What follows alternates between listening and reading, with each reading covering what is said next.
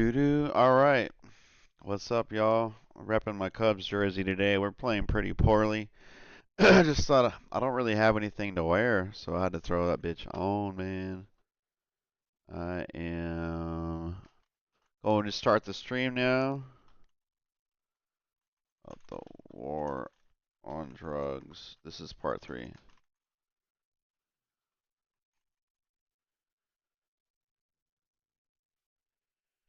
All right, guys. Welcome to the stream. Hope you guys are having a wonderful day. I still gotta hit at the gym. I'm gonna game later. But today, I'm gonna start part three of the War on Drugs series, guys, and we are reading from the Drug Wars Trading Cards. This is a pack of 36 cards. Very informative, guys. And we are on numbers 11 through 15. We are gonna talk about what have we talked about so far? How the CIA, they have flooded the streets with crack cocaine in the 80s and 90s, and this is absolutely deliberate. This isn't just some one-off thing. And we talked about the United States government, CIA, being involved with drug trafficking and with the mobsters in Sicily, heroin, and they were in bed with the Yakuza guys, and so all over the world, guys.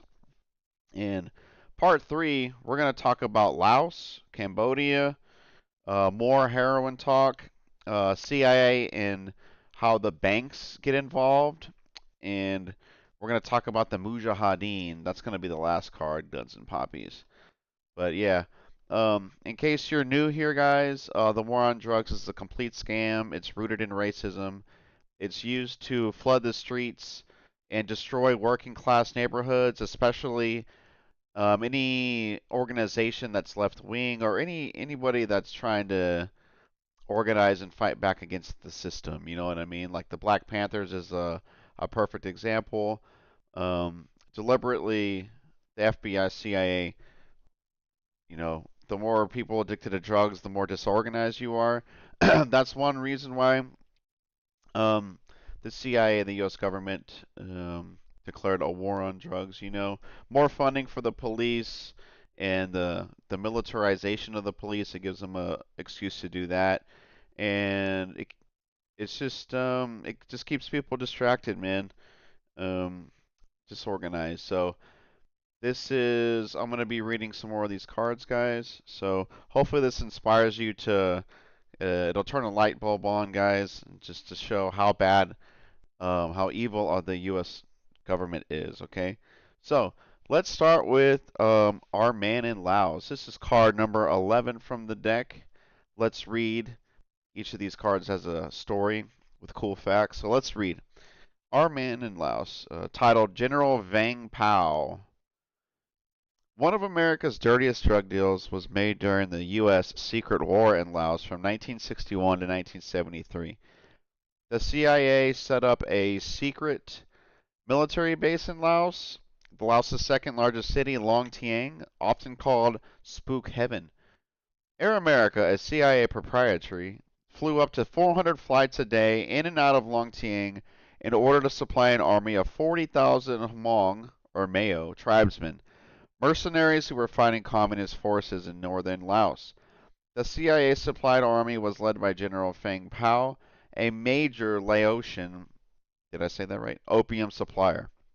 Air America transported his opium from Hmong villages, where it was grown to markets in Vientiane, Laos, in Saigon, South Vietnam. In 1967, the CIA helped Feng Pao set up his own airline. Named Siang Quang Air Transport, it was soon dubbed Air Heroin by the Air America employees who piloted the planes. Feng Pao's original CIA case officer, Anthony A. Posfany, aka Tony Po, was transferred out of Long Tieng after he complained to his superiors about the opium traffic. According to Tony Po, Feng Pao was making millions because he had his own avenue for heroin. We were giving him freedom of navigation into Thailand. They weren't going to Thailand. They were flying over to Da Nang, and then President Thieu, South Vietnam's president, 1968-1975, would receive it. It was like a big organized mafia, end quote. A secret Department of Defense report later showed that the CIA spent $60 million more in Laos than they got from Congress.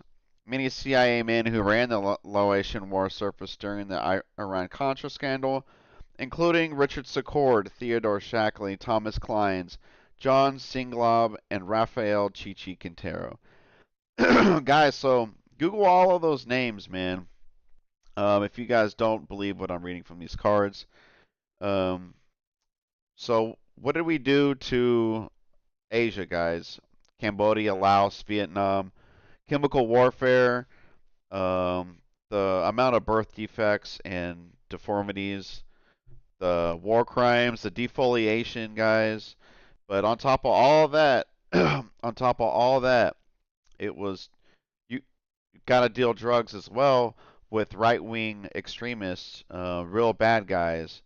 You got to trade guns, drugs, and funds, So you can destroy communist, leftist movements, revolutionary movements, guys. That's what it's about.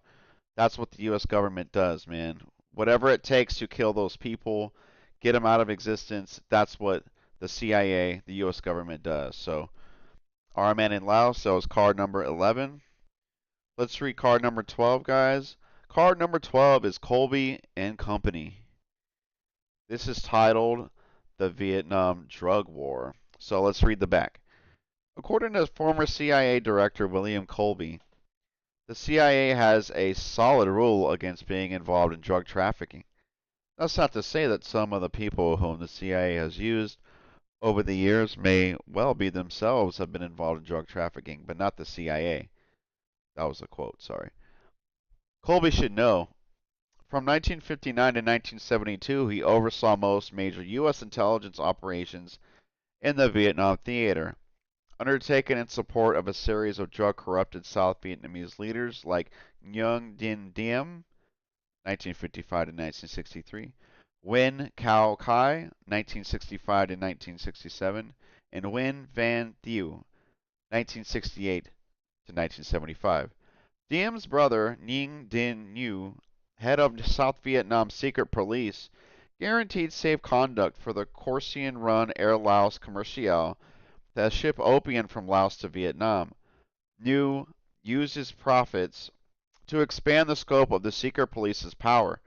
After Diem's CIA-sponsored 1963 assassination, Khai He became commander of the Vietnamese Air Force, which, in 2 years, displaced the Corsian Airline as the prime mover of Laotian opium. Khai also taxed opium shipments through his control of both the Vietnamese Customs Service and the Saigon Port Authority. Thu's intelligence chief, General Dang Phong Quang, was by 1971 the biggest pusher in South Vietnam, according to NBC Saigon correspondent Phil Brady.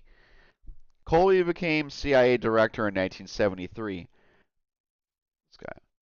In 1976, he formally retired but soon became a lawyer for the Australian-based CIA-connected Nguyen Hand Bank.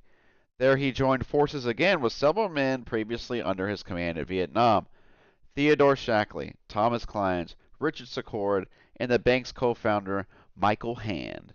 So there you go, guys. The same names are popping up again. Let's go to card number 13. This is titled The War Comes Home. GI Junkies on the back. That's kind of the title, actually. So let's read this one.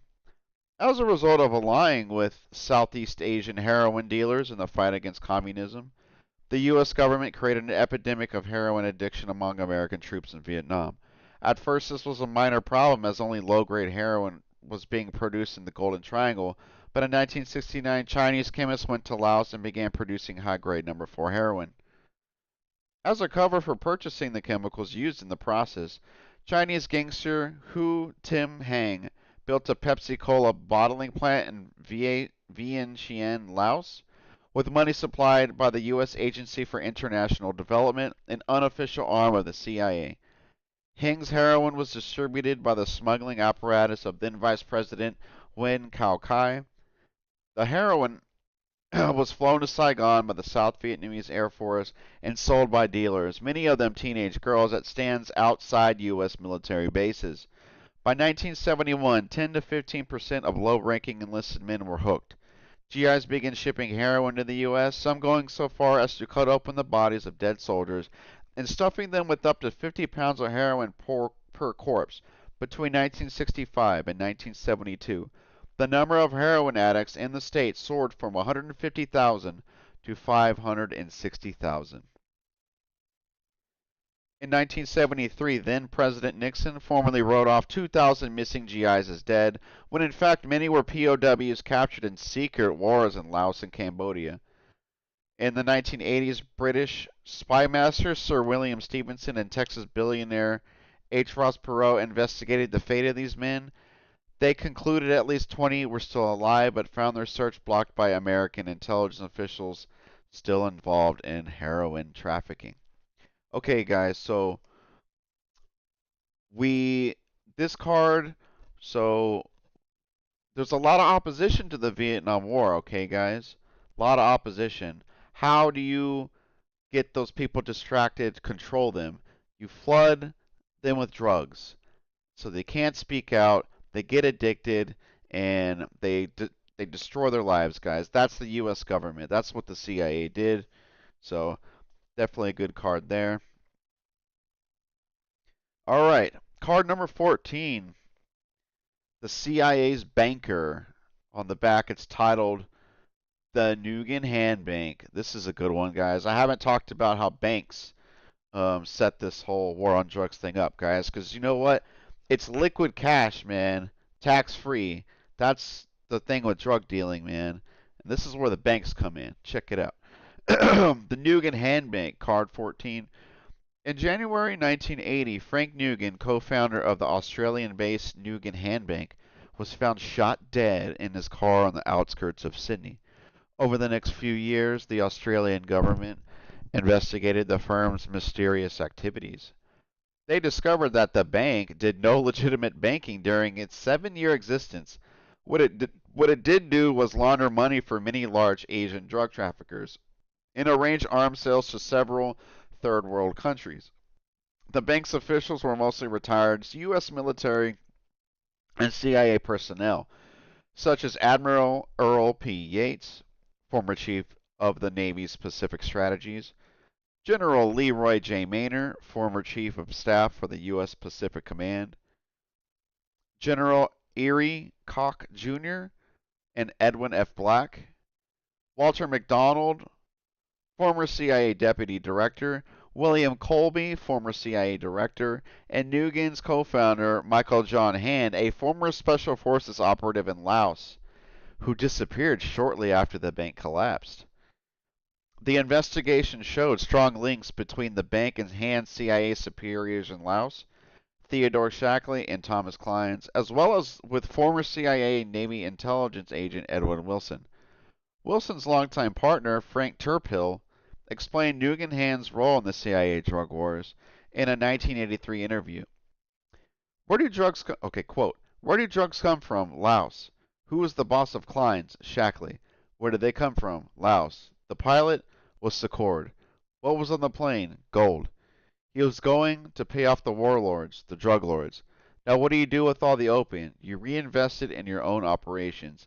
Billions of dollars, not millions. Billions. Where did the money come from? Nugan Hand. Close quote. Man, I'd really like to look up that news report of this guy mysteriously getting shot in his car, man. He probably wanted more money or something, or he knew too much, you know. All right, guys, one more card. One more card right here. This is card number 15, titled Guns and Poppies. So, more opium stuff. The back's titled Afghan Mujahideen. Let's continue. So now we're going to Afghanistan, guys. Where have we been? We've been with the mob in Sicily. We've been crack cocaine, South Central Los Angeles, which was brought from South America, guys. So we got South America, we got Asia, we're going all over the world. So now this is our first time talking about Afghanistan. So, all right. After a 1978 Marxist coup, the government of Afghanistan mounted an anti-narcotics campaign against the opium-growing Mujahideen tribal groups near the Pakistan border, as these fundamentalist Muslims stepped up opium production to finance their resistance to Marxist rule. The Soviets invaded Afghanistan to prop up the government. The CIA used Pakistan's military to funnel arms to the Mujahideen. Rebel leaders shipped tons of opium out of the same pipeline. In 1984, despite full knowledge of these drug deals, the U.S. pledged to give Pakistan's ruler, General ZIA, ul Haq, it's UL-HAQ, $5 billion in military aid, y'all. 2 years later, the U.S. State Department admitted Afghanistan was the world's top producer of opium for export. Zia's chief minister, personal banker, and pilot were all implicated in the trade. By 1988, when the Soviets left Afghanistan, 100 heroin labs were operating in Pakistan, and, as had happened to U.S. forces in Vietnam, thousands of Soviet troops went home hooked on heroin. By 1989, Southeast Asia's Golden Triangle had resumed leadership of the world's opium production, with Burma by far the leading source. 2,600 tons in 1989. Burmese drug lord Khun Sa, Khun, and then SA is his last name. An ethnic Chinese controls the lion's share of this production, and supplies the Hong Kong triads who make China White, a pure form of heroin which accounts for 70% of the world's supply. Burmese General Ne Win, the Noriega of Southeast Asia, is on the take. His violent regime murdered thousands of pro-democracy demonstrators in 1988. Assistant Secretary of State Melvin Levitsky admits Ne Win's drug-dealing ways, but adds, "We have no plans for quote, we have no plans for any kind of military action. It would violate another country's borders," end quote. So there you go, guys. What does the CIA U.S. government do? They trade drugs to destroy any opposition, any leftist movement, guys. So there you go. Today is part 3 done of the war on drugs. I hope you guys enjoyed that. And let's get a sneak peek of what's next. Sneak peek of what's next. So this is going to be cards 1, 2, 3, 4, 5. So we've got cards 16, 17, 18, 19, and 20. We're going to go to Scotland? Yeah. We're going to talk about LSD, Pope's Banker. That looks pretty cool. All right. Well, thanks for watching, guys. If you're new to this channel, I like to have fun, stay informed kind of thing.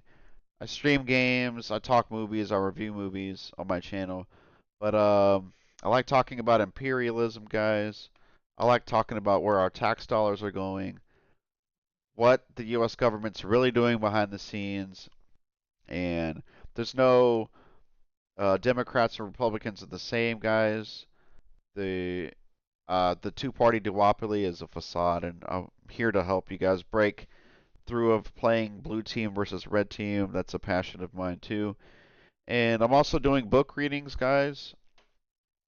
I'm currently reading Our Presence Obsolete by ex-Black Panther, Angela Davis. I think I have one more chapter to go. Hell, I'll read that at some point.